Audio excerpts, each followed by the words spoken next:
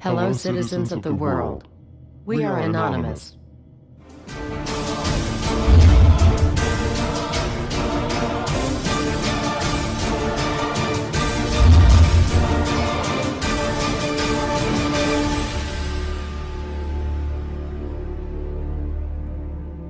Dear brothers and sisters, now is the time to open your eyes.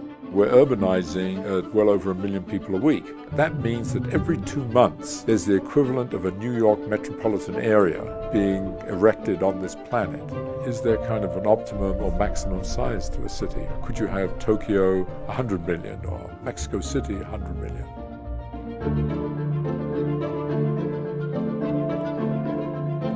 The economy will double in the next 20 years. And the infrastructure needs for economic development are just enormous. You can't do really economic development without infrastructure. People now know what other people have in other parts of the world, and everybody wants that, and governments need to rise to the challenge. If you talk to a developing country, what they'll say is they need foreign investment. I mean, where's the investment going to come from? Well, there's a lot of short-term liquidity in the market. Long-term capital is still very difficult to get to commit. We've got to bring in new investors. They've got to see that infrastructure is a major part not only of their investment portfolio, but of developing the economy. The whole point of having a city, the whole point of all that infrastructure is a way of bringing people together, create new things, and in particular create... Principle of the line, which is really the revolution in urban design that NEOM is pioneering. And we can talk a little bit more about that as we go through the rest of the panel in the session. So when I'm looking at this, it's a grid infrastructure. Yeah, so basically the way it works is it's 170 kilometers long, 200 meters wide, 500 meters high. Wow. The height is from the sea level, so as you go inwards and the topography actually goes up, then the height of the actual building structure reduces until you get to the mountains where it actually, you no longer have a mirror line.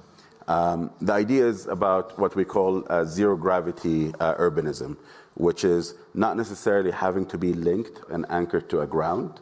How can we think of cities that go vertical and not only horizontal? This has many benefits. It's 5 minutes walk from all of your needs.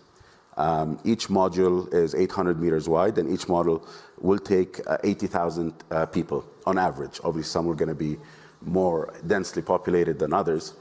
And when you do it this way, you're only 5 minutes walk away from your school, your hospital, supermarket. The other thing is that the catchment area becomes a lot bigger. The catchment area for businesses becomes an 80,000 catchment area within a 5-minute walk, which, as you can understand, instead of opening many pharmacies or many stores, that one store will service a much bigger catchment area than it typically does in other cities that have, 15, 20,000 people in even dense cities, catchment areas like New York and London. The idea as well is to reduce the footprint. So imagine 9 million people living on 34 square kilometers.